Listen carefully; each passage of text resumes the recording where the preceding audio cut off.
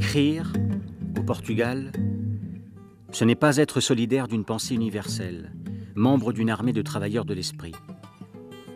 C'est plutôt se livrer à une occupation intime, dans le genre dentelle, tragiquement inutile et même pas appréciée par le voisin d'à côté. Être écrivain au Portugal, c'est être dans la tombe et gratter le couvercle du cercueil.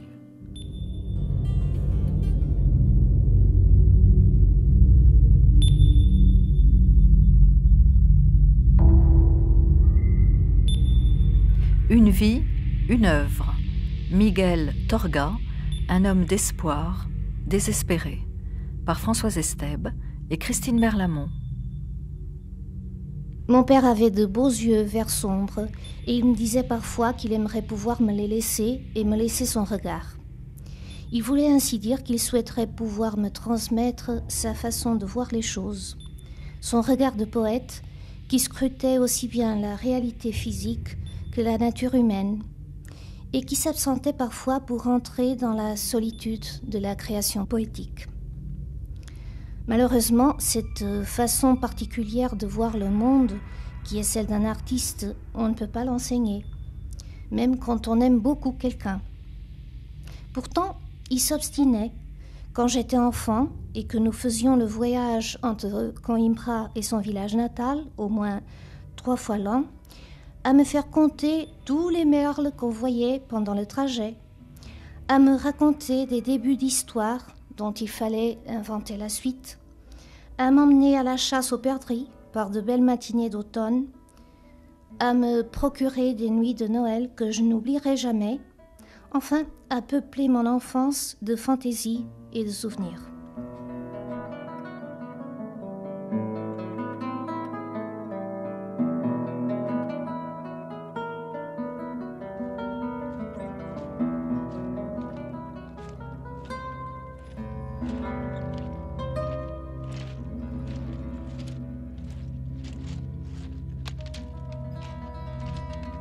En 1995, disparaissait Miguel Torga, haute figure morale du Portugal, écrivain majeur, à l'œuvre foisonnante et multiple, poésie, romans, nouvelles, contes, fresques autobiographiques, journal, tenu de 1933 à 1993, qui représente un des grands témoignages du siècle. Il s'appelait Adolfo Correia Rocha, mais choisi pour pseudonyme Miguel en hommage à Cervantes et Unamuno, et Torga, du nom de la bruyère sauvage de son pays, qui est particulièrement résistante.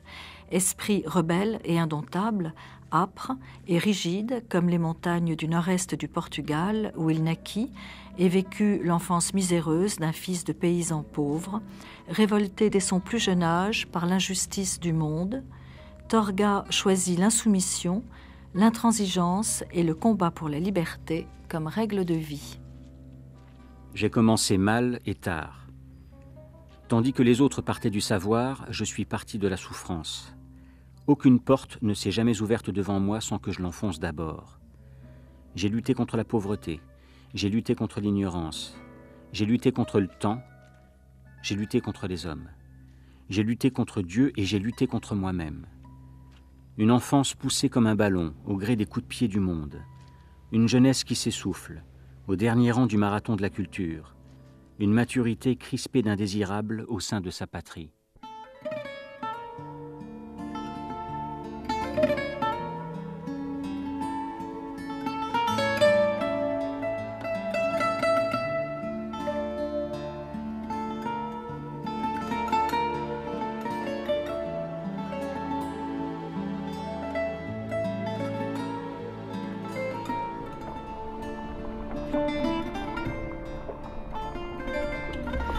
Revenu adolescent d'un exil de servitude au Brésil, Miguel Torga se livra à un marathon d'études, selon son expression, pour rattraper les années perdues de l'ignorance et obtint à la force de sa volonté son diplôme de médecin. Médecin et écrivain, double activité en un même combat pour cet humaniste soucieux des plus humbles. Combat pour l'authenticité, la vérité et la liberté que les années livides du régime de Salazar ne parviendront pas à juguler.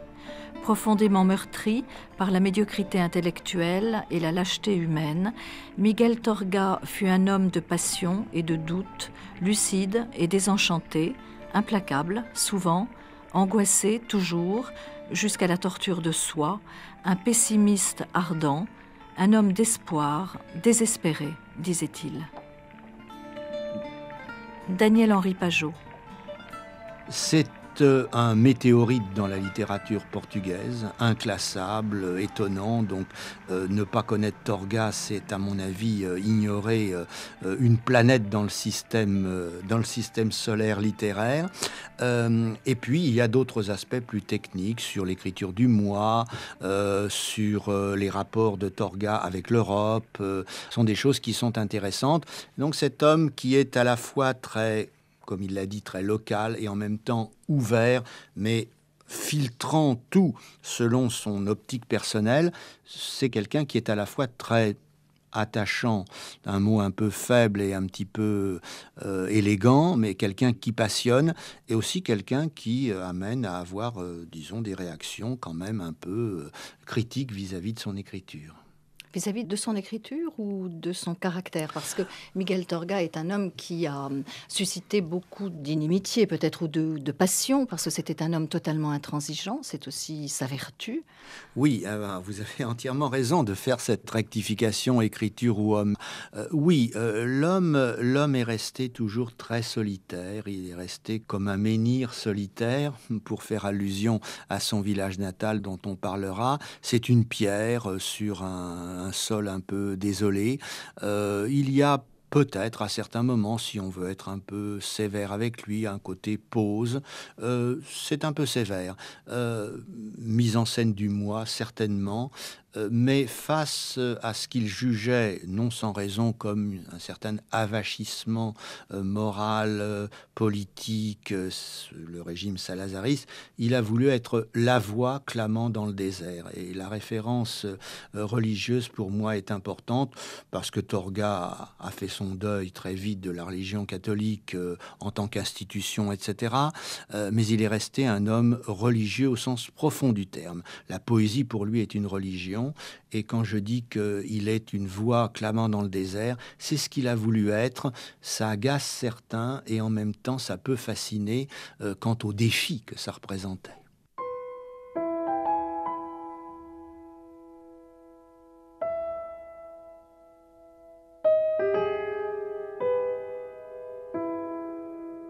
Apetece cantar, mas ninguém canta. Apetece chorar, mas ninguém chora. Fantasma levanta a mão do medo sobre a nossa hora. Apetece gritar, mas ninguém grita. Apetece fugir, mas ninguém foge. Fantasma limita todo o futuro a este dia de hoje. Apetece morrer, mas ninguém morre. Apetece matar, mas ninguém mata. Fantasma percorre os motins onde a alma se arrebata. Oh, maldição do tempo em que vivemos, sepultura de grades cinzeladas que deixam ver a vida que não temos e as angústias paradas.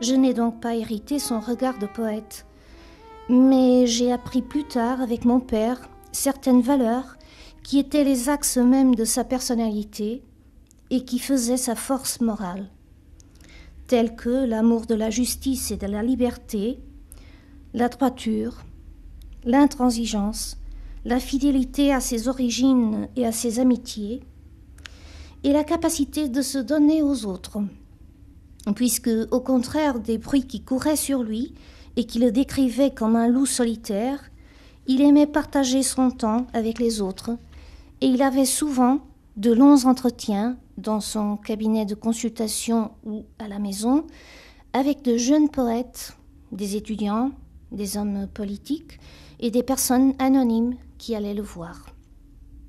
À propos de Miguel Torga, vous employez une formule, Manuel Carcassonne, qui me paraît bien définir l'homme et l'écrivain.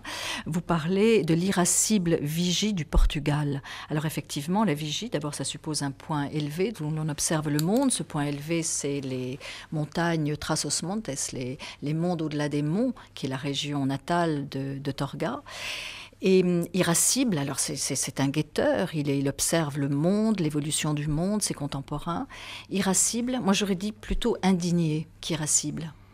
J'avais aussi dit orgueilleux, qu'on peut employer à propos de Miguel Torga. Il faut dire que, comme deux autres écrivains auxquels il me fait peut-être penser, d'abord par l'aspect protéiforme de son œuvre, c'est-à-dire une œuvre dans laquelle il y a à la fois du roman, des nouvelles, des contes, de la poésie, et ce journal qu'il tient à peu près toute sa vie, et qui est un journal, bien sûr comme tout exercice de diariste, assez éclaté, mais dans lequel on voit ce journal être animé par une sorte d'unique point de vue, qui effectivement peut faire penser à celui d'une vigie, peut faire penser à celui de quelqu'un qui est au-delà ou au-dessus, mais sans la notion de supériorité, plutôt avec une notion, je dirais, d'autonomie, d'indépendance, d'orgueil. Il me faisait penser donc à deux autres écrivains, qu'on a d'ailleurs comparés entre eux, d'une part Montaigne et d'autre part Gombrowicz. Alors c'est vrai que moi j'avais été assez surpris, personnellement, par cette littérature, par l'espèce de dureté, de déchirement, de monolithisme. Donc, il le dit d'ailleurs lui-même, voilà, je suis un homme monolithique. Il dit que je suis un homme monolithique, je suis un homme de tous les monolithismes. Il y a quelque chose, c'est lui, d'entier, mais cette littérature, c'est parfois très agaçant d'être entier, mais c'est aussi un homme du métissage. Il le dit lui-même, il est galicien, castillan, andalou, catalan, asturian ou basque. Il est à la fois chrétien et non chrétien. Il est à la fois portugais du bout du monde, du Trás-os-Montes, d'au-dessus des montagnes, au-delà des montagnes, et en même temps un homme du continent européen. Comme quand on va au Portugal, on a physiquement l'impression d'être à la fois en Europe et hors de l'Europe. En fait, c'est une phrase qui m'avait beaucoup frappé, et ce qui est intéressant, c'est cette phrase très, très connue, mais c'est vrai qu'il revient assez souvent, c'est l'universel, c'est le local moins les murs. Moi, je crois qu'un écrivain, c'est non pas ce que je vais dire qui est fondamental, mais le point de vue que ça représente qui est important, je crois qu'un écrivain, quand il s'enracine, il devient un écrivain universel. Et chez Miguel Torga, il y a de ça. C'est-à-dire que c'est un homme profondément enraciné dans l'humus, dans la terre, dans la nature. C'est pas pour rien que son nom vient de Bruyère sauvage. C'est un marcheur, c'est un promeneur, c'est un chasseur. C'est quelqu'un qui se reconnaît parmi les siens, une fois de plus, parmi les êtres humains du Portugal, mais aussi dans la nature. Et ça ne l'empêche pas de faire une littérature universelle. Donc, pourquoi la vigie ? Parce qu'aussi une vigie, c'est quelqu'un qui est dans un endroit fixe, et qui ne bouge pas de cet endroit, et qui regarde, qui surveille, et dont les propositions, dont les paroles peuvent porter vers l'universel. Et qui met en garde, surtout. Et qui met en garde. Alors, il y a aussi chez lui un côté, effectivement, parfois un peu plus... vous voyez, quand il dit, par exemple, « J'ai toujours voulu rester un homme indépendant. Sentimentalement, je suis socialiste, mais au fond, je reste un anarchiste. » Ou la phrase de tout à l'heure, « J'étais né monolithique et resterai monolithique en toutes circonstances. » C'est-à-dire, c'est aussi quelqu'un, quand même, c'est vrai, qui fait profession d'une certaine âpreté. Alors, dans la vigie, il y a cet orgueil, il y a cette âpreté, il y a ce désir d'être un peu au-delà des choses.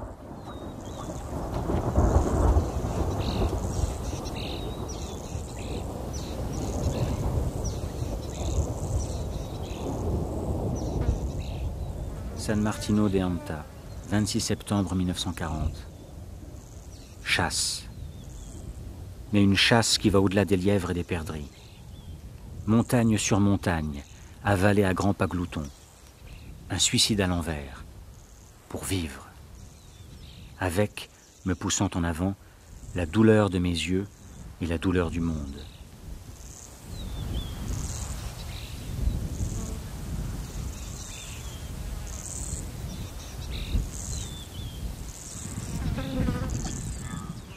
Mas tenho procurado conhecer Portugal e sabe, escritor tem que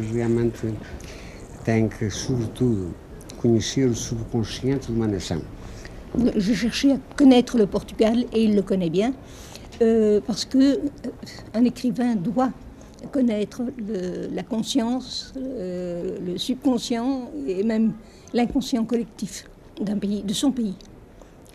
Eu faço esforço muito grande por compreender o subconsciente do povo português. E há 85 anos que faço uma pesquisa diária para realmente... 85 ans qu'il se consacre justement à cette connaissance de son pays, du Portugal. A terra, os hábitos, gens, les habitudes. A cultura popular. Eu tenho a consciência, tive sempre a impressão desde que comecei. J'ai toujours eu l'impression depuis le début que o fundamental de um escritor era estar sintonizado com o seu povo. C'est d'être syntonisé avec sa patrie.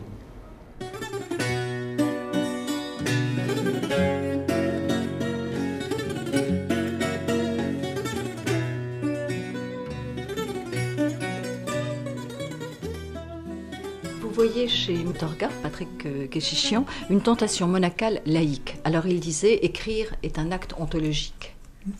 Oui, il avait une très très haute exigence à propos de la littérature, et l'exercice de la littérature était pour lui une vocation aussi importante que celui de la médecine. Il était otorino-laryngologiste à Coimbra, comme vous le savez.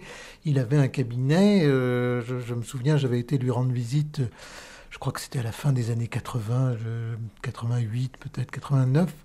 Et je l'avais rencontré, donc il m'avait invité dans son cabinet. Il y avait un vieux calicot qui annonçait son cabinet, le docteur Rochat. Et il était dans ce petit local qui lui servait à recevoir donc ses patients. Il avait déjà, je pense à l'époque, il devait avoir dans les 80 ans. Il était déjà... il avait encore une activité professionnelle importante. En tout cas, beaucoup de gens venaient le voir. Il ne pouvait pas marcher dans la rue sans qu'on le salue, sans qu'on lui demande de ses nouvelles, et surtout sans qu'on veuille lui en donner de ce qu'il abordait. Et donc, le cabinet était à la fois son lieu de travail. Il écrivait, il avait un carnet toujours à côté de lui ou un cahier, et les ordonnances de l'autre côté. Et il disait que les deux activités avaient eu une égale dignité, bien qu'elles soient tout à fait différentes, et il ne les confondait pas. C'était un homme d'une très très grande fierté, d'une très grande... il avait une haute opinion de lui-même, de sa littérature, pas dans un sens gênant, où ce serait un fat orgueilleux et un but de sa personne, pas du tout, mais il avait une conscience très forte de sa dignité et de la dignité de l'écrivain.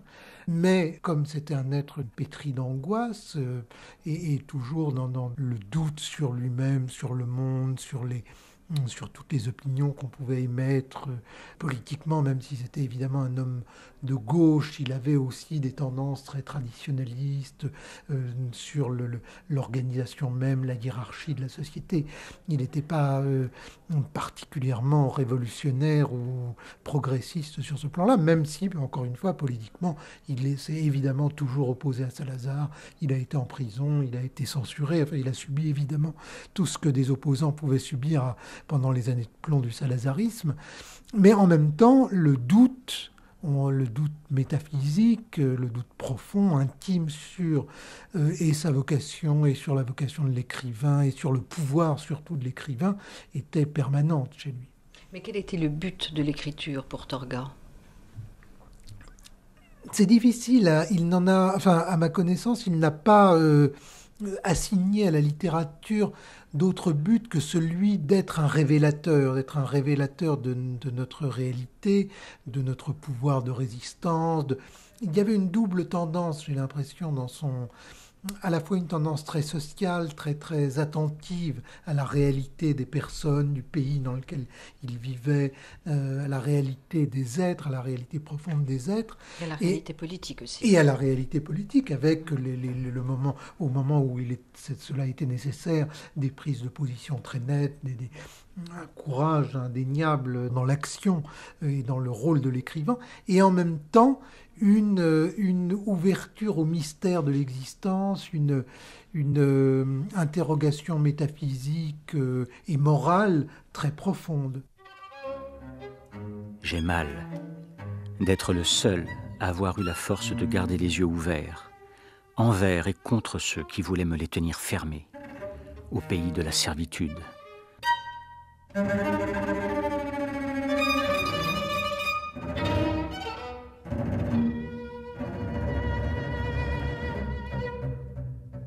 Toute la poésie de Torga, qui est à la fois impressionnante par sa quantité et sa qualité. Et je maintiens ces deux termes, car parler de quantité à propos de poésie, ça peut paraître choquant. Mais il y a une production qui est absolument étonnante. C'est un homme qui ne peut pas vivre sans écrire de poésie. Bon, là, on peut en discuter. Donc, la poésie représente une entrée en religion pour lui, une vocation. En fait, j'ai parlé de la vocation de l'écrivain à propos de la création du monde, parce que justement, c'est quand même ce qu'il va publier en premier et qui va tellement étonner, alors qu'il a en chantier son journal, par ailleurs, et qu'il a publié de la poésie à compte d'auteur, comme tout ce qu'il fait, des petites plaquettes. Mais pour Torga, c'est avant tout être poète, et en plus, être poète avec un P majuscule, ce qui nous renvoie en pleine année 1930, 1940, 1950, à des conceptions qui, il faut bien le reconnaître, sont des conceptions hugoliennes ou avec des références portugaises qui sont finalement dans le sillage un peu de Hugo, qui a eu un énorme impact au Portugal au XIXe siècle. Donc le côté éloquent, inspiré, l'inspiration. Vous avez quantité de poèmes dans Torga dans les années 50 où il invoque la muse. Alors évidemment, pour un Français par exemple, si tant est qu'il puisse avoir accès à ces poèmes qui ne sont pas encore traduits et qui finalement ne représentent pas ce qui est de plus important, mais c'est le travail de Torga. Invoquer la muse dans les années 50 après l'expérience surréaliste et autres, ça peut paraître assez étonnant. Et c'est ça aussi Torga.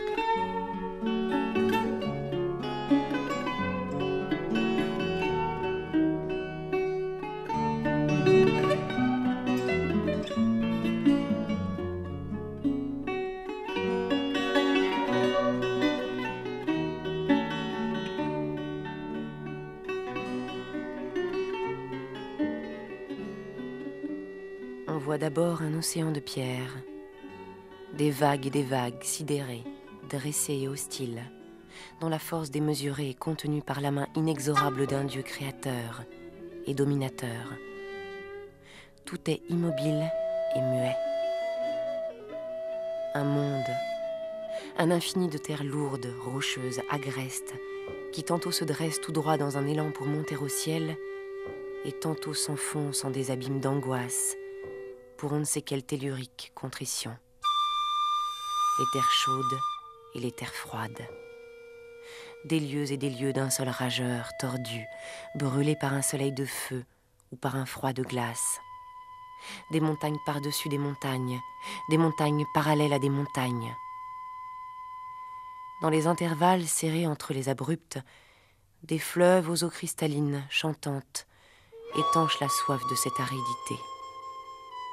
Et de temps en temps, oasis dans l'inquiétude qui a creusé tant de rides géologiques, une vallée immense de pur humus, où la vue se repose de l'agression des rochers. Mais à nouveau le granit proteste. À nouveau il nous rappelle qu'il est la force médulaire de tout cela. Et ce sont à nouveau des montagnes à perte de vue.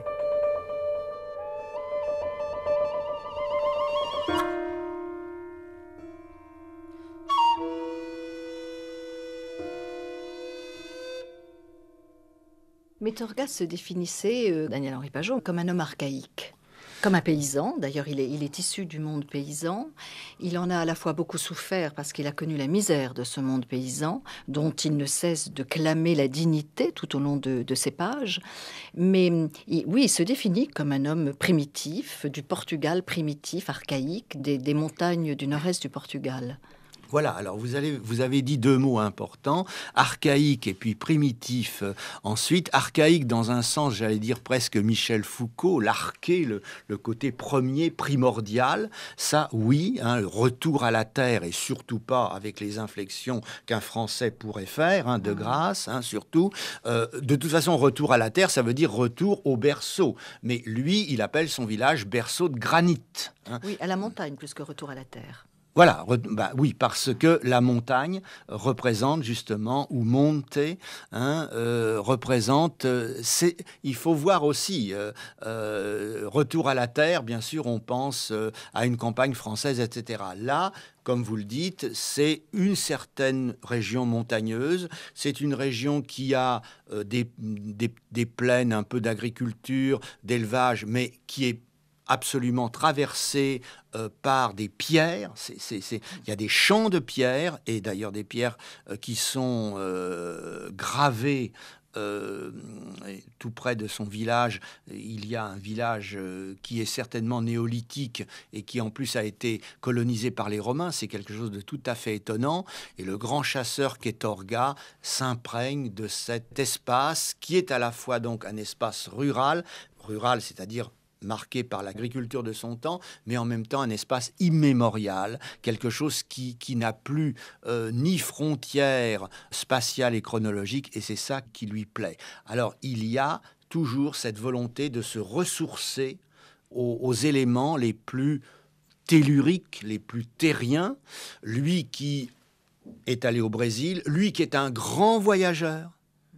Et à la limite, à certains moments, c'est très touchant. On a l'impression qu'il a une mauvaise conscience en voyageant. Et pourtant, le voyage est une véritable tentation pour lui. Mais il faut qu'il revienne à son village natal. Alors, ce village natal, c'est, comme vous le dites, l'archaïsme et le côté primitif. La borne, le retour au port. Et la misère également. Alors la misère qu'il connaît, sur laquelle... mais misère et dignité. C'est pas la solitude dans le village de Torga, c'est la communauté.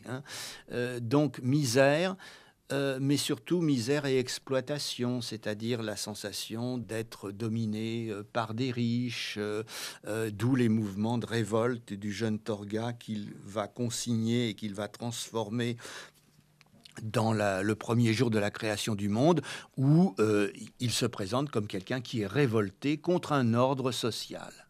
Son entourage patriarcal, archaïque, l'amène aussi, alors c'est ça qui est intéressant, à la fois à toujours cultiver et à transcrire poétiquement cet élément premier, archaïque, etc. Et en même temps, c'est cet élément qui va l'amener à la révolte. Au départ à la révolte. Bien sûr, ensuite, il va y avoir la politique et l'opposition à un régime politique. Mais il se présente avant, il tient à se présenter. Et c'est ça qui est intéressant. Quand bien même il exagère, c'est sa logique poétique. C'est quelqu'un qui se présente dès l'âge de 10 ans comme en révolte contre un certain ordre social et économique. Alors ses parents étaient des paysans et il se présente en révolte dès l'âge de 12 ans, mais c'est une réalité parce que il n'avait pour fuir cette misère d'autre choix que soit le séminaire que ses parents lui proposaient. Enfin, il voulait absolument, c'était la voie du salut terrestre. Et lui a choisi de partir pour le Brésil, où il a d'ailleurs été malheureux comme les pierres. Oui, alors, dans la première journée de la création du monde, il y a à la fois l'arrivée au séminaire et son séjour au séminaire qui va se passer d'une façon très négative. Où il perd la foi. Il perd la foi. Alors, il confie cela à ses parents et son père lui dit, il y a une formule laconique, comment se fait-il, alors qu'on t'avait choisi une voie, j'allais dire confortable, tu choisis de renoncer au séminaire, autrement dit, tu gâches ta carrière et surtout la façon de t'en sortir. Bon. Et alors, à ce moment-là, c'est là où vient l'autre possibilité, parce que, il faut s'en sortir, il faut manger, etc. Et donc, aller au Brésil comme garçon de ferme. Chez un oncle. Dans une famille, comme beaucoup de Portugais comme cela qui se sont expatriés. Et il parle de son enfance asservie. De son adolescence asservie. Oui, j'ai été abruti dans mon enfance, asservi dans mon adolescence. Enfin, c'était épouvantable. Oui. C'était un esclave. Oui, c'était un esclave. C'était un ouvrier agricole, version tropicale. Voilà. Et je pense quand même qu'il a en même temps exorcisé par l'écriture toutes sortes de choses. Alors, on ne saura jamais... la vérité avec beaucoup de guillemets, parce que la création du monde reste quand même ce que l'on appelle maintenant, bon, l'expression est une autofiction.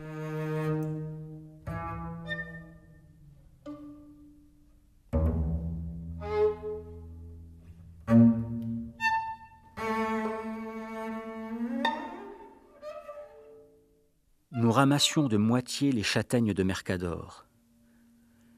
Des trompes d'eau sur l'échine, par des matins à crever de froid, sous des coups de tonnerre effrayants, nos mains fouineuses piquées par les bogues, le sac plein à ras-bord porté jusqu'à la maison du propriétaire. Et là, il fallait lui abandonner la moitié de la récolte et ne garder pour nous que le reste. « Je ne suis pas d'accord », protestai-je un jour en me séchant devant le feu. « Quand on est pauvre petit, faut se soumettre.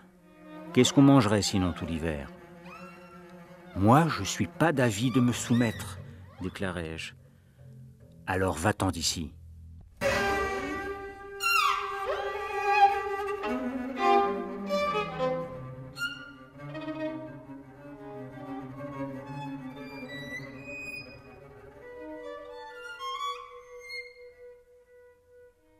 Ce texte de la création du monde, Daniel-Henri Pajot, vous le classeriez comment? C'est une autobiographie et un mélange de fiction, c'est une autobiographie romancée, c'est un roman d'apprentissage, c'est...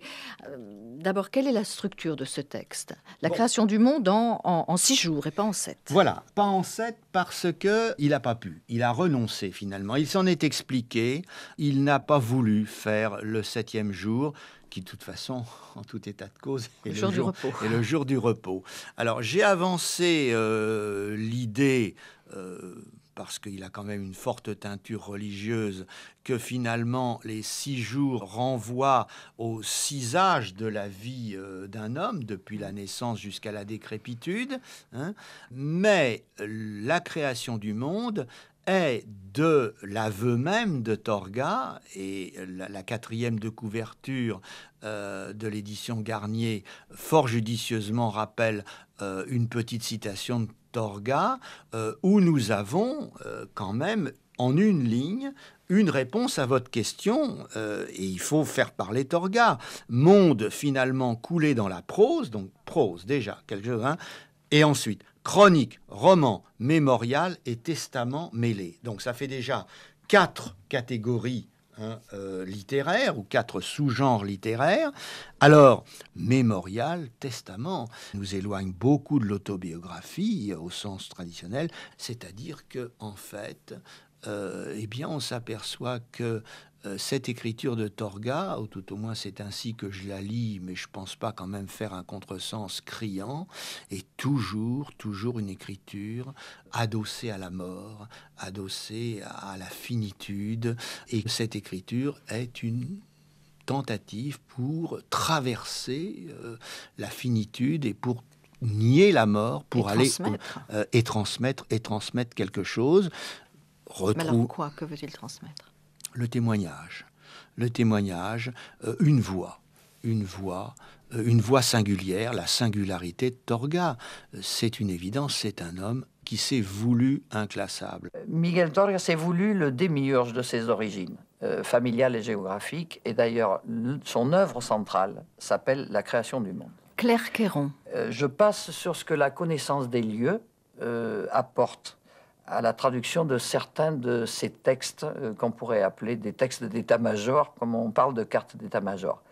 Je ne vais retenir que leur aspect d'arche lexicale, autrement dit, d'arche de Noé de mots. La question est alors pour le traducteur, la référence au local, jusqu'à quel point, quel équilibre garder entre le témoignage qu'a voulu l'auteur et le risque de réception folklorique. Ceci est encore une affaire de pesée de mots. Je vais donner un exemple. Le titre inaltérable des contes et nouveaux contes de la montagne présente un risque de ce type. Pour essayer de l'éviter et pour souligner la dimension symbolique du mot montagne, j'ai demandé à ce qu'il soit imprimé avec une majuscule.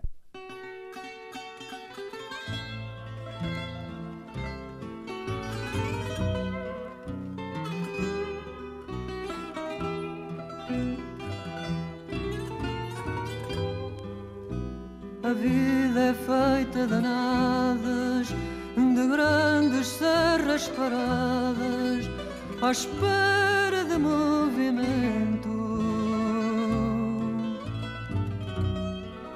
de searas onduladas pelo vento, de casas de moradia caiadas e com sinais de ninhos que outrora havia nos beirais,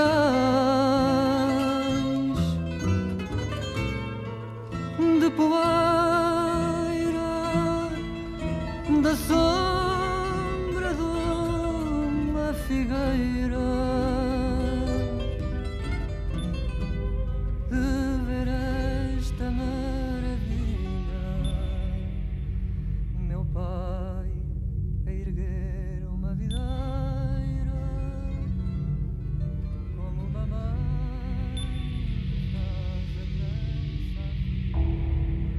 En dépit de son pessimisme, qu'on lui a souvent reproché, est-ce que pour vous, Patrick Kéchichian, Torga était quelqu'un de lucide par rapport à son époque? Il me semble que oui. Il avait cette lucidité qui était accrochée tout de même à son appartenance, à son identité culturelle nationale. Comme Giono, il me semble que cette identité, cet ancrage, cet enracinement dans sa propre terre et à l'intérieur de ce pays qui était le Portugal, dans un coin particulier du Portugal, c'est-à-dire le nord, les montagnes du nord, ce qui est un, je ne sais pas si vous connaissez ce lieu, mais c'est un lieu particulièrement austère et particulièrement, surtout à l'époque où, avant-guerre, où il y a vécu, c'est un lieu paysan difficile, pas du tout pimpant, pas du tout misérable, oui, très rude. Je me souviens, il y a une vingtaine d'années, j'avais fait un tour de Trás-os-Montes et il y avait encore des paysans nu-pieds. Maintenant, je suppose que ça a changé, mais c'était vraiment une terre âpre, difficile. Et donc, il revendique, comme Giono pour la Provence, il revendique son ancrage dans cette partie du Portugal et dans ce petit bout de l'Europe que constitue le Portugal. Mais il n'y a pas du tout le lyrisme qu'il y a chez Giono. Non, il n'y a pas le lyrisme, parce que le tempérament portugais est un tempérament de fin de terre, atlantique, un tempérament qui n'a pas spécialement le soleil et les oliviers comme horizon. Il a la tempête, le granit, c'est vraiment une terre difficile. Donc je pense qu'il n'y a pas effectivement le grand lyrisme à la Giono, mais il y a une forme de présence au monde dans le sens le plus concret du terme qui est très forte et quand on veut bien y prêter attention et ne pas la juger comme on a tendance trop souvent à juger les choses, qui a une puissance et une vérité indéniables. La nature est très présente d'ailleurs dans son œuvre. Alors est-ce que l'on peut considérer que la nature est un peu à l'origine de sa pensée? Je pense qu'elle est en tout cas extrêmement importante. Torga ne penserait pas, n'écrirait évidemment pas, mais ne penserait même pas ce qu'il pense s'il n'y avait pas ce rapport à la nature, au paysage et à la présence profonde de la terre sur laquelle il habite. Son sens de l'universel, qui existe indéniablement, on ne peut pas le comprendre sans référence à cette localité.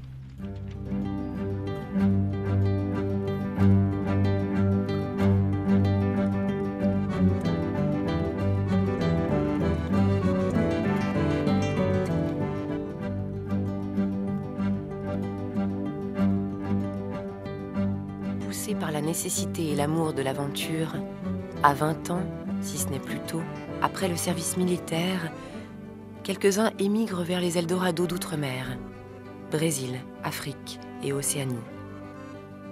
Leurs chimères, ils les mettent dans une besace et s'en vont. Ceux qui restent bêchent la vie entière. Et lorsqu'ils sont là, se couchent dans leur cercueil avec la sérénité de qui parvient dans l'honneur à la fin d'une longue et laborieuse journée. Ils s'en vont alors dans des cimetières de livides désillusions, en attendant que la loi de la terre les fasse cyprès ou granit.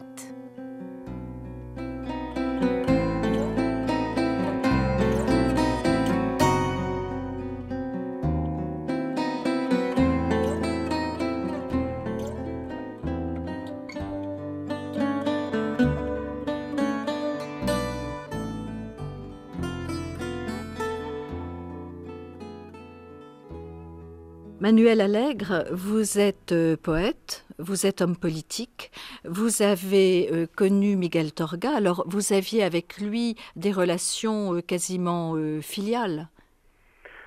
Bon, j'avais des relations très amicales, et on peut dire presque filiales, oui, étant donné que la différence d'âge, je l'ai connu en tant qu'étudiant à Coimbra, au milieu des années 50.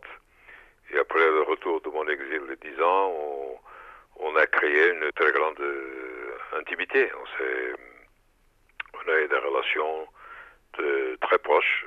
J'ai beaucoup appris de lui. Et surtout, ce que j'ai appris de lui, c'était la rigueur.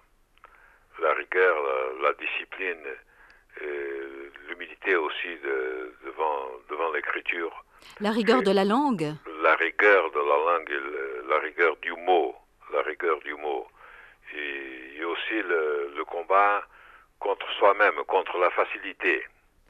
Vous dites que vous avez fait une préface à l'ouvrage de Clara Rocha, donc qui est la fille de Miguel Torga, qui a écrit une photobiographie dédiée à son père, et vous avez fait une étude dans laquelle vous écrivez que ses paroles étaient réduites à l'essentiel, jusqu'à l'os, enfin. Oui, jusqu'à l'os, surtout dans sa prose. Davantage que dans la poésie, même s'il avait beaucoup de rigueur dans la poésie, c'est surtout sa prose qui est très dénuée, très réduite à l'essentiel. Presque comme c'était une écriture primordiale, une écriture sur la pierre, sans un mot de plus, sans un mot de moins. Il travaillait beaucoup son écriture, il n'était jamais satisfait, il avait chez lui comme une insatisfaction permanente. Il écrivait, il réécrivait, il coupait pour trouver le mot juste, le mot avec le poids exact dans l'économie du texte. Cada qual procura-se onde se sente perdido, eu perdi-me em Portugal e procuro-me nele. Chacun se cherche où il se sent perdu. Moi, je me suis perdu en Portugal et c'est en lui que je me cherche. Nous sommes en 1958. Miguel Torga est alors en situation d'exilé à l'intérieur de son propre pays, comme il l'a écrit, lorsqu'il écrit cette note de son diario, son journal. Elle figure dans les 12 premiers volumes qui ont été publiés en France sous le titre « En franchise intérieure » en 1982. Alors ce journal, c'est une entreprise remarquable, d'abord par sa durée et son témoignage. Miguel Torga est né en 1907, donc il traverse le siècle, dont il dit que c'est une époque cruelle et paradoxale, en ajoutant que nul ne choisit l'occasion de son existence. Et le journal, pour la traductrice que je suis, c'est surtout une entreprise remarquable par la pensée de l'écriture dont il est la trace, à la fois dans son contenu et dans sa forme, et particulièrement dans sa langue, en désignant par ce mot à la fois la langue tout court, aux prises avec les diverses langues de bois, et le portugais volubile que l'on peut apprécier chez les écrivains qui précèdent Torga, et avec lequel l'écriture de Torga est en rupture. Torga, lui, est un lapidaire, un tailleur de diamants. Il a voulu, nous dit-il lui, avec des termes très simples, une écriture nette. Et c'est ce déplacement linguistique dans le sens de la densité, de l'acuité, de l'art du peu qui m'a défié comme traductrice. Chaque note sur 60 ans d'écriture se clôt par un aphorisme qui synthétise la pensée ou l'observation développée, autrement dit, par une chute. Il faut que ça tombe. Torga dit en portugais « tomba » ou « non tomba ». comment expliquez-vous, Manuel Allègre, que l'écriture, pour Miguel Torga, ait représenté une telle souffrance, un tel tourment? Parce que l'écriture, pour lui, était inséparable de la vie, des grandes questions de la vie, des grandes interrogations. Pour lui, l'écriture, c'était aussi une question permanente, une interrogation permanente. Et interrogation de l'écriture sur elle-même et aussi sur les grands problèmes de la vie, de l'homme, les grandes questions de l'homme, les grandes questions sans ses réponses, et aussi les problèmes de son temps, les problèmes du Portugal, les problèmes...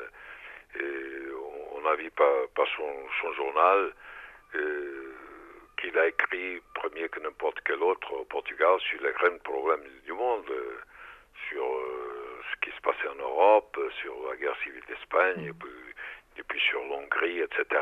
Il accompagnait tous les grands événements avec une grande indépendance d'esprit, avec une grande liberté, ce qui était pour lui aussi une incommodité, surtout au temps des grandes où les gens s'alignaient sur ça ou sur ça. Lui qui a été mis en prison par ordre de Salazar à la suite du 4e tome de la création du monde, où il parlait de la guerre civile d'Espagne à la demande de Franco. Il a passé 6 mois dans une cellule à Aljub, où il a écrit d'ailleurs un très bon poème sur un bateau qui était sur l'otage Ariane. Mais lui, qui était contre la dictature, un antifasciste, lui était un homme non aligné, avec une grande indépendance vis-à-vis des blocs, et ce qui lui a créé pas mal de difficultés, autant où il y avait d'un côté la dictature de Salazar, d'autre côté une certaine hégémonie pour ce qui est de la littérature, de la part de ce qu'on appelle le néo-réalisme, c'est-à-dire des gens liés au Parti communiste. Il n'était pas contre le Parti communiste, mais il n'était pas un homme aligné sur les positions du Parti communiste. Il gardait toujours son indépendance. Et donc, il avait, à cette époque-là, ça avait un prix d'une certaine solitude, mais pour lui, l'écriture aussi, ce n'était pas seulement une question d'esthétique, mais une éthique de comportement, une éthique de l'écriture. Et cette souffrance de l'écriture était également liée à son angoisse métaphysique, à ce sentiment désenchanté que l'on sent dans il s'est toutes toujours ces livres. interrogé jusqu'à la fin. Je pense qu'il est un homme qu'il a voulu croire, mais il n'y est pas arrivé. Il avait un dialogue avec Dieu, avec l'absence de Dieu plutôt. Mais cette angoisse métaphysique, c'est sûr qu'il l'avait.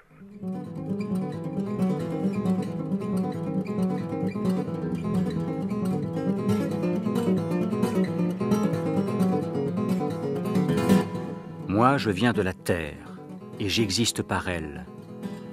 Aussi le diable et Lucifer et Satan me vont à merveille. Ils signifient révolte, enfer, feu, soufre, des choses positives et vivantes. Et justement, je suis vivant. Si j'étais ange, fluide, ombre, j'aurais la légèreté du transfiguré, l'irréalité du fantôme, et je serais en contradiction avec les livres que j'écris, lesquels sont faits avec des mots, des idées, des événements d'ici-bas, pour être lus les pieds sur terre par des hommes qui les comprennent et qui les aiment.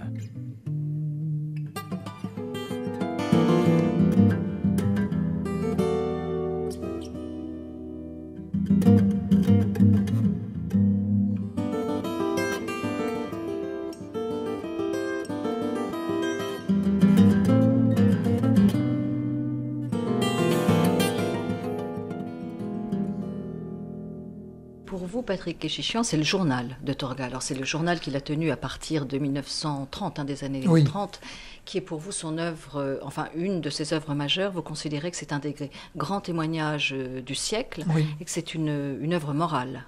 Oui, Qu'est-ce que vous entendez par œuvre morale? Par œuvre morale, je veux dire, un journal est une œuvre datée. C'est-à-dire que chaque jour, à chaque fois que l'auteur décide d'inscrire quelques mots, quelques phrases sur une page, cette page est datée. Donc, il est facile, après coup, quand l'histoire a évolué, de voir qu'est-ce que, en 1939, en 1936, à quelle date, vous savez, Louis XVI, le 14 juillet, écrivait dans son journal, le 14 juillet 81, rien à signaler, enfin, c'est l'exemple qu'on donne classiquement. Donc le reflet de l'époque et des années qui sont en train de s'écouler, qui est donné dans le journal d'un écrivain, est très important. Et soit il passe complètement à côté de l'époque, pour des raisons qui peuvent être d'ailleurs crédibles, il est trop préoccupé par lui-même ou par ce qui lui arrive pour s'intéresser à l'histoire, soit, comme dans le cas de Torga, l'auteur d'emblée s'inscrit dans un mouvement qui appartient à l'époque. Et à ce moment-là, le journal doit refléter cette époque et dire quelque chose sur elle. Et il me semble que dans le journal de Torga, avec évidemment des pages inégales, mais il me semble que dans la grande majorité des pages que comporte ce journal, il y a des choses importantes qui sont dites sur la résistance, sur l'oppression, sur la tyrannie, sur la nation, la patrie, l'enracinement, ou au contraire l'exil, enfin, puisqu'il a connu également l'exil. Enfin, toutes ces choses sont présentes dans son journal et me semble-t-il, très très fortement. C'est dans ce sens-là que je parle de grande œuvre morale. Là, c'est vraiment un journal dans lequel on a l'impression que Torga se décidait d'écrire quand il avait quelque chose d'important à dire sur le monde. Beaucoup moins quand il avait quelque chose à dire, c'est pas à Niel, quand il avait quelque chose d'important à dire sur ses propres sentiments. Oui, il parle très peu de lui. Il parle très peu de lui. Oui, jamais, pratiquement. Ou alors, il faut que ça ait une valeur exemplaire. Il y a une vérité de son propos, une honnêteté, une foncière honnêteté de son propos qui font de ce journal, effectivement, une grande œuvre morale. Clara Rocha. Le journal de Torga comporte dans sa diversité thématique des notes et des commentaires de lecture, des réflexions sur l'exercice de la médecine, des pages d'intervention civique et politique en grande abondance, des réflexions sur notre identité collective, des récits de voyage, des interrogations métaphysiques. En somme, il est une sorte d'empreinte digitale laissée par quelqu'un dans son laborieux registre des jours et des ans, dans un total de 16 volumes publiés. D'autre part, ce qui rapproche aussi le journal de Miguel Torga des Essais de Montaigne, c'est, je dirais, la conscience de la réalité toujours changeante d'un être, et partant de l'impossibilité d'en fixer une image immuable. Claire Queyron. La convivence du médecin et de l'écrivain en Miguel Torga apparaissent dans le texte à différents niveaux et degrés, bien sûr. Celui du vocabulaire et des métaphores, par exemple, mais aussi comme structuration de la pensée et de l'écriture. La pression de cette recherche de netteté, qui est une recherche technique au service d'une éthique, c'est ça qui la rend intéressante. Dans la plupart des notes, on peut dire que Miguel Torga examine, diagnostique, pronostique, prescrit et quelquefois intervient comme chirurgien. San Martino de Anta, 5 avril 1955. Et ce maudit journal à 100 kilomètres de moi, cette terrible liasse de feuilles blanches, toujours disponibles et avides comme des sangsues, qui attendent que je les couvre d'une encre dont je ne sais plus si elle coule de ma plume ou de mes veines.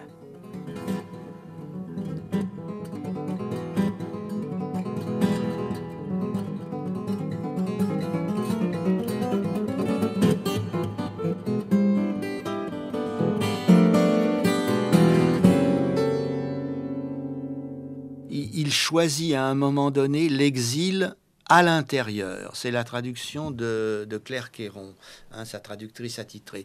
Exil de l'intérieur. Il y a des gens qui vont choisir l'exil, et des intellectuels, etc. Lui, il va faire de la résistance intérieure. Daniel-Henri Pajot. Là aussi, certains lui ont reproché en disant, bon, finalement, qu'est-ce que ça veut dire, on est dedans ou on est dehors. Publier à compte d'auteur, c'est déjà un acte politique. Ça veut dire qu'il n'y a pas de compromission. Il n'y a pas de compromission, mais ça va au-delà des contraintes politiques. Elle pouvait exister, et la preuve, c'est que son livre, La 4e journée de la création du monde, est saisi en 1939. Bon, saisi et il lui vaut quelques mois de prison. Et lui vaut quelques mois de prison. Mais il veut publier à compte d'auteur pour avoir les mains libres. Et c'est donc cette sorte de personnalité qui ne veut avoir aucune contrainte, aucun corset idéologique, qui ne veut avoir de règles que les règles qu'il s'impose et qui sont des règles finalement poétiques. Poétique et puis aussi des règles de liberté, vouloir dire tout ce qu'il veut dire. Oui. Et n'être en aucune façon corseté, contraint. Oui, tout à fait. C'est un homme libre, Torga, on ne peut pas le nier. Absolument, c'est un homme qui s'est voulu, qui a fait en sorte d'être libre au maximum tous les jours de sa vie et de là à avoir une vie exemplaire. Et c'est ça qui est finalement un peu difficile à comprendre, comment quelqu'un qui en même temps affiche une certaine humilité, et point n'est besoin d'évoquer ses origines humbles, etc., c'est quelqu'un qui se veut, disons, au plus infime niveau, et en même temps avoir la possibilité de se présenter comme témoin, j'allais dire au sens étymologique, comme martyr, parce que martyr, au sens étymologique, c'est témoin. Et d'une certaine façon, là encore, c'est une sorte de moine laïque. Enfin, vous dites humble, Daniel-Henri Pajot, moi je le trouve d'un orgueil absolu. Alors voilà, et vous avez entièrement raison. Vous avez entièrement raison. Je me suis permis à un moment donné, pas du tout sur Torga, mais pour d'autres choses, de concocter, j'allais dire, cette formule, peut-être la forme la plus terrifiante de l'orgueil et l'humilité. Mais où voyez-vous cette humilité? Il doute beaucoup, mais il n'est jamais humble. Non, mais il se présente comme quelqu'un qui n'est pas entendu, qui n'est pas écouté, ce qu'il est d'une certaine façon. Il est dans son petit coin de Coïmbre. Mais il se veut solitaire aussi. Mais oui, mais c'est ça. Il fait tout pour l'être. Il fait tout pour l'être, bien évidemment. Et c'est sa force, c'est sa force. C'est regarder comme je suis solitaire et regarder comme j'ai raison contre la masse. Alors vous allez me dire, mais qu'est-ce que c'est que cet homme, etc. Je pense que ce n'est pas une stratégie, c'est une véritable logique de vie. Vous avez parlé d'une éthique. Eh ben, l'éthique de Torga, c'est de dire, il faut que j'essaie, du point de vue de la vie, mais plus encore du point de vue de la vie transcrite par l'écriture, de me présenter comme exemplaire. Imaginez-vous quelqu'un qui veut, d'une certaine façon, que sa vie de son vivant, si vous me permettez, soit exemplaire. Il y a un orgueil absolument terrible là-dedans. Beaucoup ne lui ont pas pardonné cette chose-là. Orgueil parce qu'il juge aussi d'une façon plus que sévère. Enfin, bien sûr. Alors là, le principe tu ne jugeras point, là, il connaît pas. Mais alors je dirais, qui n'est pas avec moi est contre moi. Et le problème, c'est qu'il y a pas beaucoup de gens qui sont avec lui. Il faut quand même bien le reconnaître. C'est quelqu'un qui a même pas la dent dure, qui a une dent d'une férocité de sanglier de ces montagnes. Oui, non. Il est très dur. Il excommunie beaucoup. Il excommunie beaucoup. Voilà. En permanence. En permanence. Alors, il excommunie, je reprends au vol votre mot, il y a un côté un peu dantesque chez les réprouvés, etc. Ah oui, il juge, mais il juge, et il juge beaucoup plus en littérature qu'en politique, voyez-vous.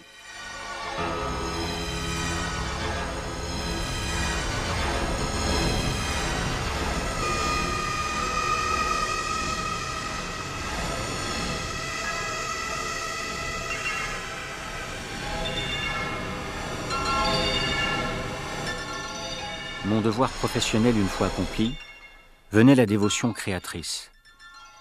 Je rangeais mon bistouri, prenais mon stylo. Et j'avais l'impression de continuer à inciser sur le papier les mêmes phlegmons que précédemment. Les pages saignaient comme des blessures ouvertes, et mes poèmes étaient des hurlements. Je mesurais bien l'absence de sympathie que rencontrerait de telles horreurs. Si j'avais pu limer certaines arêtes, adoucir certaines aigreurs, dorer certaines noirceurs, un autre accueil aurait souri à mes livres, mais ça aurait été leur voler leur authenticité. Et je continuais. Témoin d'horreur, je ne pouvais entonner des psaumes à l'ineffable. La violence était dans la vie même.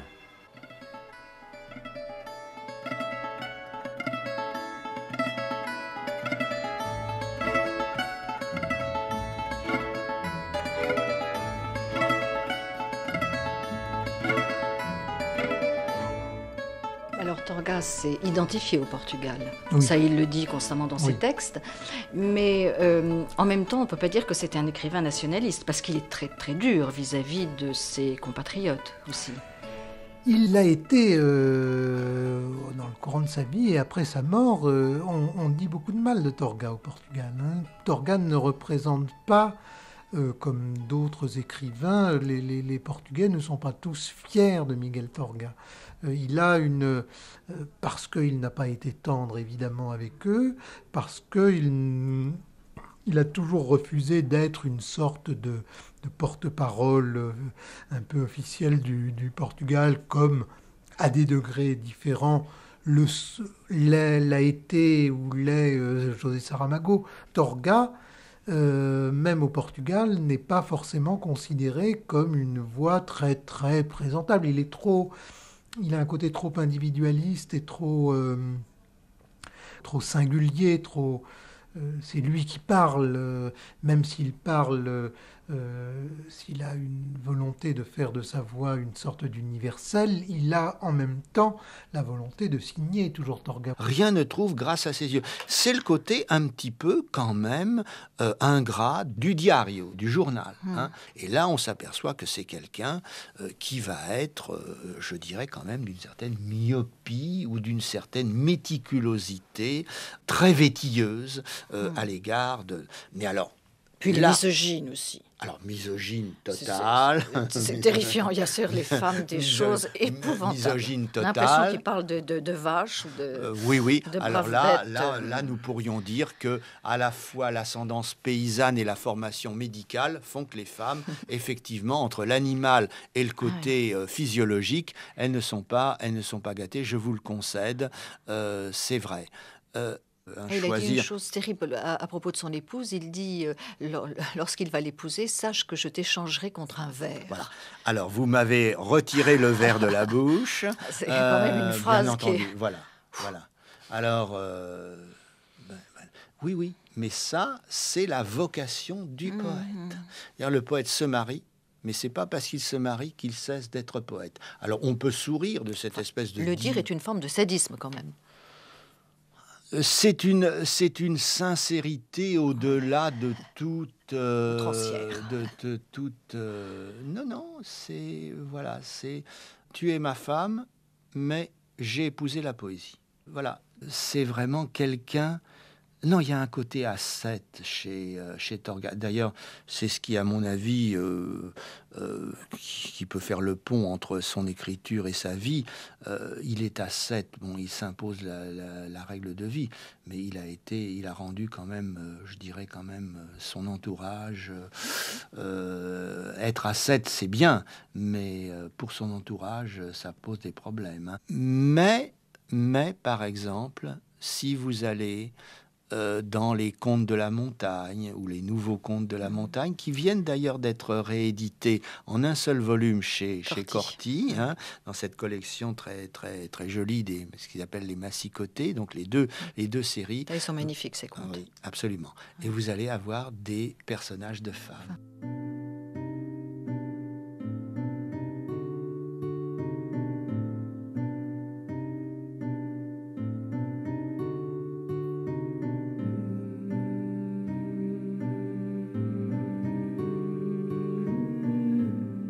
Orfeu rebelde.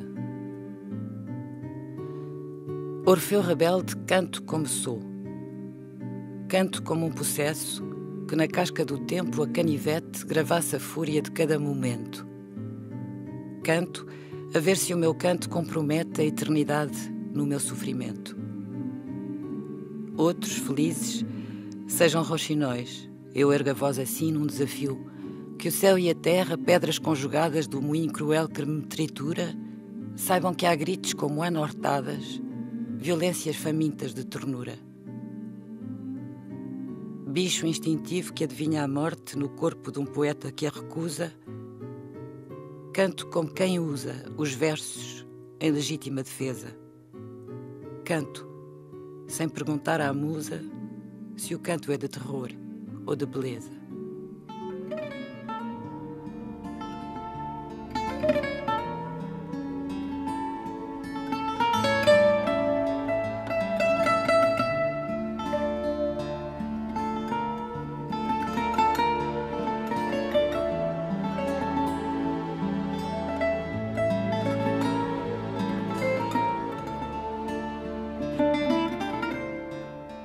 Et vous avez écrit, Manuel Allègre, que c'est durant votre exil que vous vous êtes rendu compte que Torga représentait l'âme du Portugal.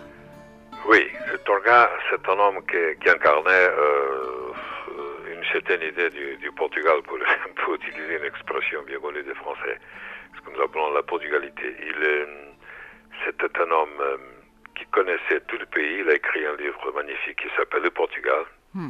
Il parle de toutes les provinces, du royaume merveilleux, sa région de Trás-os-Montes, mais aussi un des textes les plus magnifiques qui ont été écrits au Portugal sur Alentejo, sur le sud du pays. Il connaissait tous les coins du Portugal, mais il avait une vision qui n'était pas une vue localiste. Et son écriture, les nouveaux contes de montagne, les poèmes ibériques, ces poèmes, comme la création du monde, ce sont des textes qui m'ont accompagné, que c'était pour moi une référence permanente. Parce que quand on est en exil, la patrie qui nous reste, c'est la langue. Et il est un des grands écrivains modernes, mais c'est un homme ancré dans la tradition, dans le pays, dans la culture portugaise. C'est un homme qui prend ses racines dans les grands classiques portugais, mais qui est un homme qui a ouvert des pistes, a ouvert des voies à la littérature moderne, dans la prose et dans la poésie. D'ailleurs, il a appartenu au mouvement de présence. Peu de temps. Peu de temps, mais à cette époque, après les gens d'Orphée, c'est le mouvement moderniste qui a eu lieu dans ces générations. C'est un écrivain moderne, absolument. Comment vous situeriez Torga dans la littérature portugaise? C'est quelqu'un de très singulier ou c'est quelqu'un qui s'inscrit dans une lignée? Non, c'est quelqu'un qui vient de loin, qui vient des grandes références de la littérature portugaise, un Sá de Miranda, par exemple, un Terro de Quental, mais qui, dans son époque, a suivi un parcours très singulier. Et que c'était un homme, un solitaire solidaire, mais un homme qui a un style à lui, une écriture à lui. Je pense que c'est un parcours tout à fait singulier, pas d'école. C'est une conscience morale pour vous, Miguel Torga? Pas seulement pour moi. Il est considéré comme une conscience et comme une référence morale pour beaucoup de gens de ma génération, même des gens plus jeunes. C'est une évidence, oui. C'est ce que vous appelez le poète citoyen. C'est un grand, qui est d'ailleurs une de nos traditions dans la littérature portugaise, Sá de Miranda, dont j'ai parlé, Camões, qui est le Lusiade, c'est un poème politique, un Terro de Quental, Fernando Pessoa aussi, et Sofia de Melo Brainer, etc. Mais Torga, c'est un des grands poètes citoyens du Portugal, sans doute.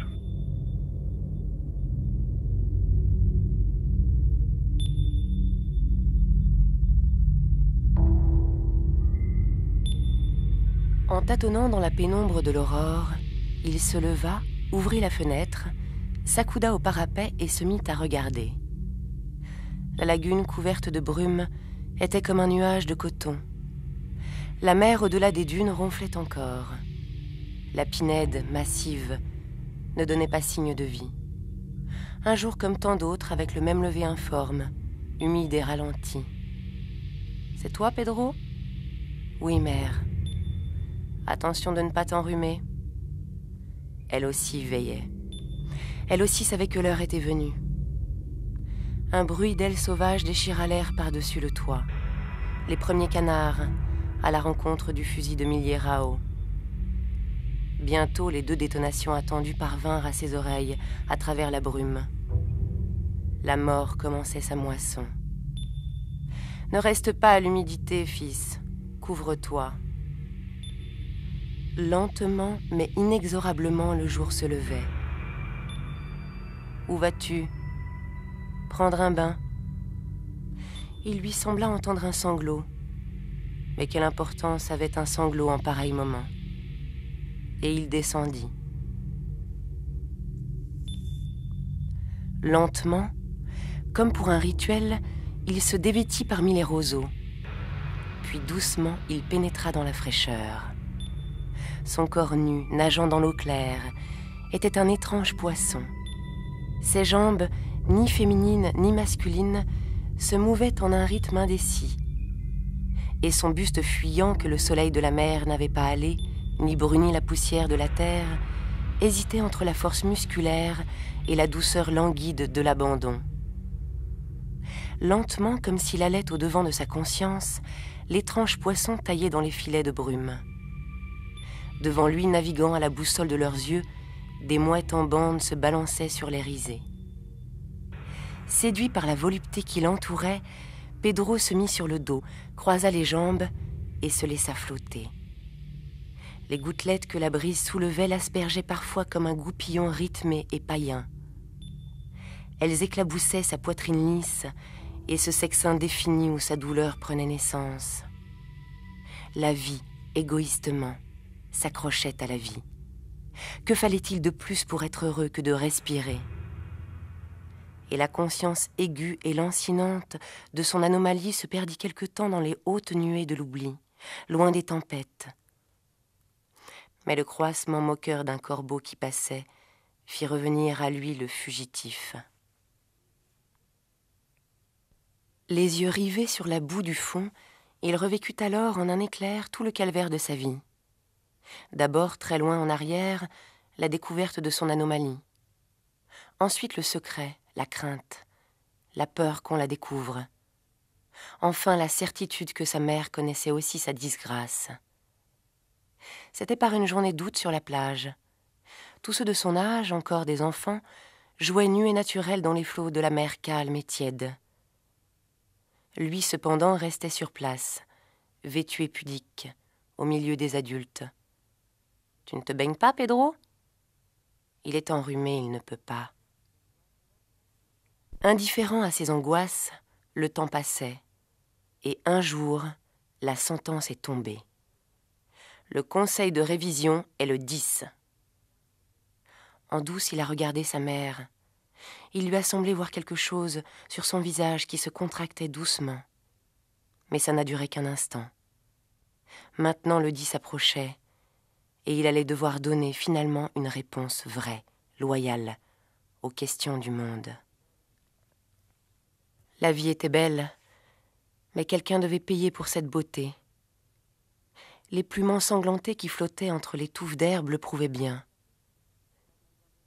Il sortit, lavé des impuretés du monde et prêt pour le voyage. Il se vêtit rapidement et rapidement parvint chez lui. Le jour était une de ces fournaises d'août en train de s'allumer. « Ton costume neuf est au pied du lit, » dit la mère. « Mets-le. » « C'est bon. » Il entra dans sa chambre, ferma la porte et retira du matelas le poison qu'il y cachait depuis longtemps pour s'en servir un jour. Puis calmement, il l'avala et se coucha. « Mère, que veux-tu » ? Rien. Tandis qu'elle continuait à vaquer dans la maison, il mourait. « Mère, mon fils, je voudrais de l'eau. » Quand elle arriva, il était presque à la fin. Les larmes lui vinrent aux yeux. Elle le serra dans ses bras avec désespoir, mais ne cria pas et n'appela personne. Elle recueillit son dernier soupir, le revêtit de son costume neuf, peigna ses cheveux encore mouillés et resta immobile. Cette mort, elle l'attendait depuis le lever du jour.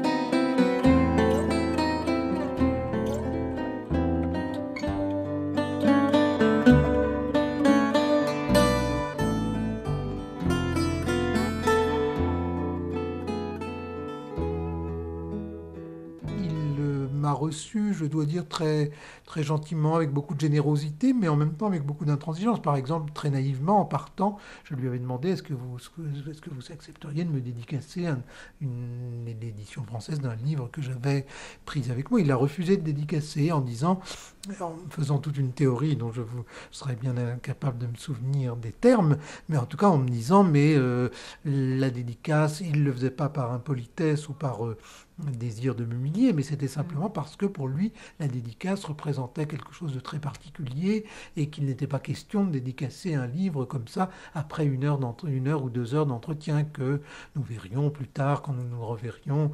Si nous devenions amis, peut-être qu'il accepterait de me dédicacer, mais que c'était pas du tout évident. Mais encore une fois, c'était pas un effet de sa mégalomanie. Hein. C'était pas, il faut pas entendre ça comme ça. C'était plutôt la rigueur très janséniste de son comportement social et enfin, dans les rapports de sociabilité ou professionnels qu'il pouvait avoir. Physiquement, il était comment? Il était impressionnant? Très beau, très grand, un visage d'épervier, un regard très très impressionnant, très peu de rire ou même de sourire, un grand front, une impression comme ça de vous capter complètement par le regard. On avait l'impression qu'il ne fallait pas, c'était pas vraiment le moment de parler de choses et d'autres ou de tenir des propos distrayants ou de se comporter un peu au par-dessus la jambe, comme on dit. Enfin, il avait un dialogue était un dialogue, une parole était une parole, et on sentait bien que la recherche de la formule était aussi bien valable pour l'oral que pour l'écrit. Il avait ne galvaudait pas sa parole orale, il avait là aussi une haute conscience que chaque mot avait son poids. Je sais pas, il avait quand même écrit, je me souviens dans son journal, la dégradation des mots correspond à notre propre dégradation.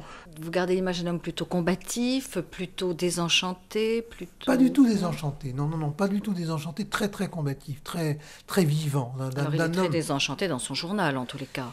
Oui, mais il avait ce pessimisme de la passion, quoi. Il n'était pas...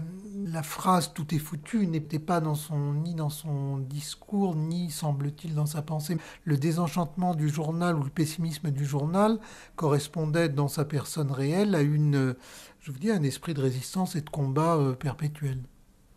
Il était critique, mais il était un homme qui avait beaucoup de tendresse chez lui. On disait qu'il était un homme difficile. Non, c'était un homme qui n'était pas capable de ne dire que la vérité. Il disait d'ailleurs que les animaux ne savent pas mentir, sont incapables de mentir, disent toujours la vérité quand ils souffrent, etc. Et j'ai vu Torg dire à des grandes personnalités, comme par exemple Marie-Soise, dont il était l'ami, des choses que personne n'oserait lui dire.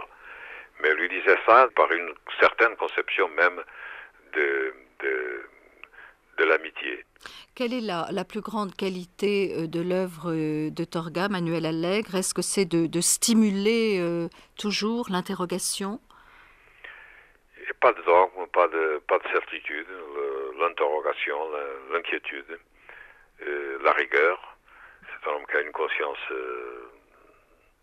aiguë, très poussée de son individualité, dont il n'abdique pas. Une liberté individuelle dont il n'abdique jamais, mais qu'en même temps est proche des moments, des causes, des problèmes et des problèmes collectifs, des angoisses collectives et des espoirs aussi collectifs. Mais Torga il était insatisfait de son écriture, de tout, c'était un homme qui n'était jamais content, il avait un sentiment d'un grand inconformisme, d'une recherche continue permanente de la perfection. C'était de même pour la politique et pour la révolution, même vis-à-vis des gens qui lui étaient les plus proches du Parti socialiste, etc. Il était toujours très critique, très insatisfait. Il voulait toujours les choses qu'on aille de l'avant avec plus de rigueur, plus de justice, etc.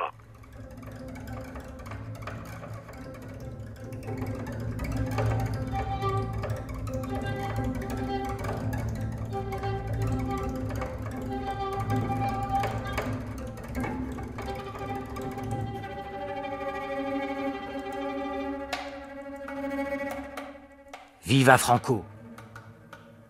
Gravé sur le sol même par la pioche irresponsable ou avilie de quelqu'un, le blasphème, cette fois, endolorit ma chair. Maintenant, alentour, en grand deuil, la nature entière parlait, par le mutisme éloquent de ses plaies. Le spectre de la guerre courait à nos côtés. Le deuil des âmes et du paysage était de plus en plus sombre. Sinistre, l'ouragan avait emporté dans la même furie aveugle le sensible et l'insensible, le sacré et le profane.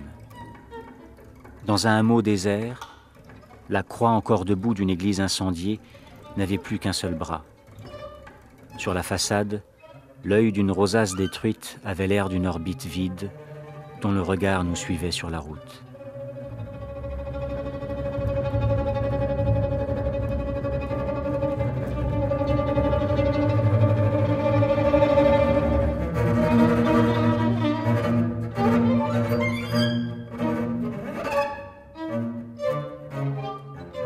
Quand on évoque Torga, Patrick Kéchéchian, bon, il y a tout de suite, ce qui est peut-être un lieu commun, enfin, on parle toujours des contradictions de Torga. Bon, tout le monde a ses propres contradictions. Bon, mais alors il me semble, au contraire, même si c'était un homme multiple et qui avait de multiples activités et qui a eu aussi une écriture protéiforme, etc., il me semble tout de même qu'il y avait une grande unité dans la vie et dans l'œuvre de cet homme.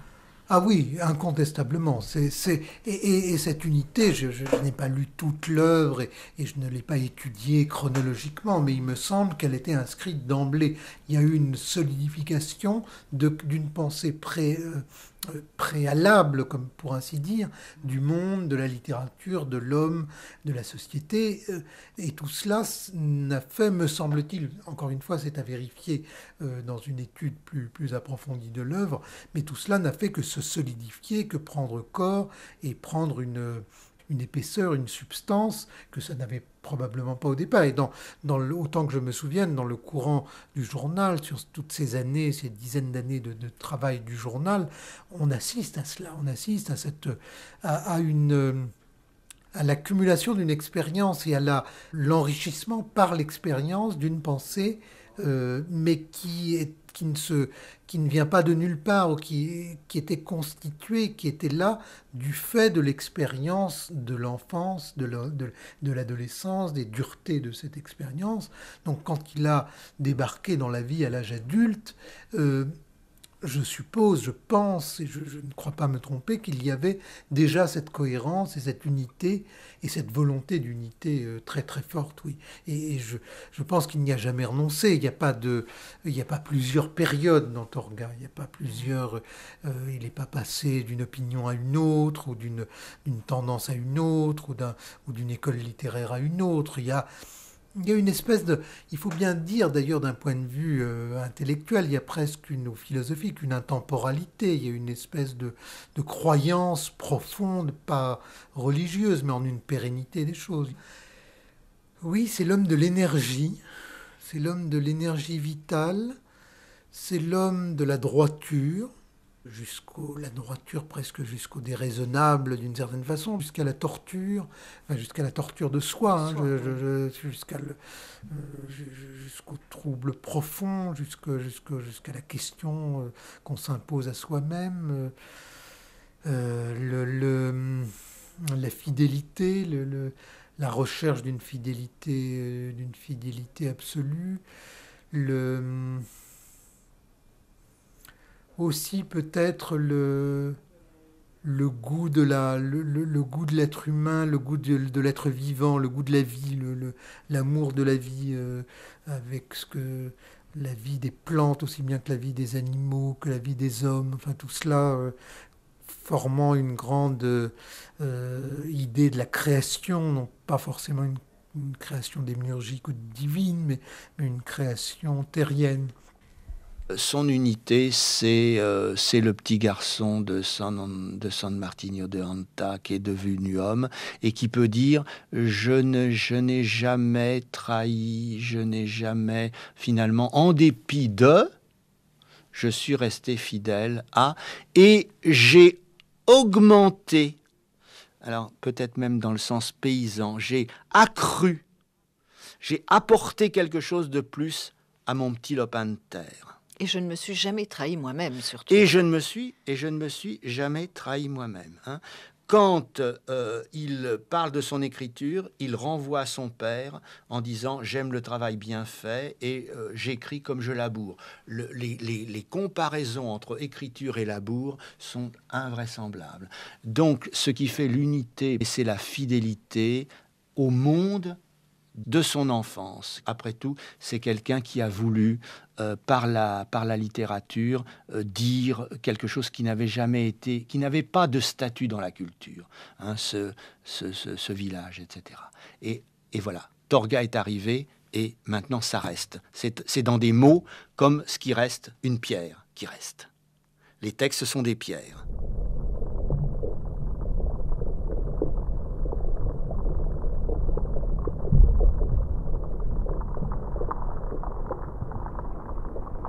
Deux heures d'écriture de plus.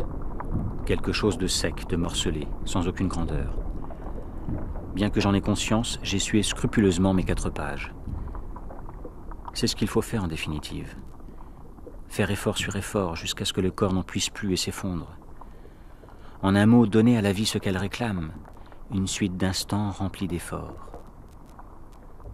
Quand j'étais petit, là-bas, chez moi, il y avait une pente pierreuse au-dessus d'un pré. Et mon père, au moment des labours, travaillait aussi ce coin-là, qui pourtant ne donnait jamais un haricot. J'avais 10 ans, je ne connaissais rien encore à la peur des temps morts, et je lui demandais, le voyant fatigué, « Mais pourquoi tu laboures aussi ce coin-là » Et lui, comme s'il détenait un secret éternel, me répondait, « Pour finir la journée. »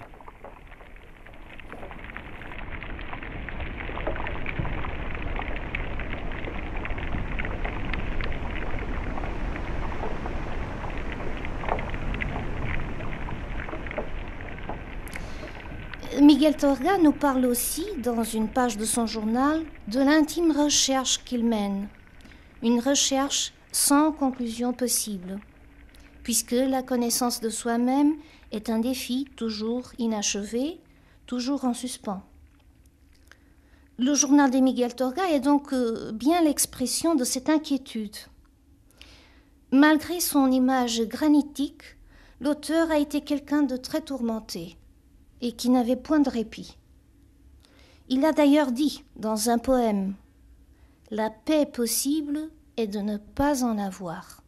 Je dirais ce vers en portugais « A paz possível é não ter nenhuma ».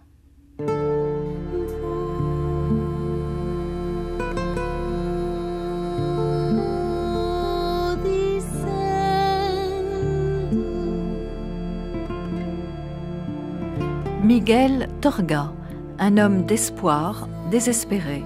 Une émission de Françoise Estèbe, avec Manuel Allègre, poète, homme politique, Manuel Carcassonne, critique, Patrick Kéchichian, du journal Le Monde, Daniel-Henri Pajot, professeur de littérature comparée à l'université de la Sorbonne Nouvelle, Clara Rocha, universitaire, fille de Miguel Torga, et les voix de Miguel Torga et de Claire Queyron. Texte lu par Anna de Carvalho, Vinciane Miro, Pierre Val. Merci au Centre culturel Calouste Gulbenkian pour son aide. Mixage, Serge Ristich, Ludovic Asselot. Réalisation, Christine Berlamont.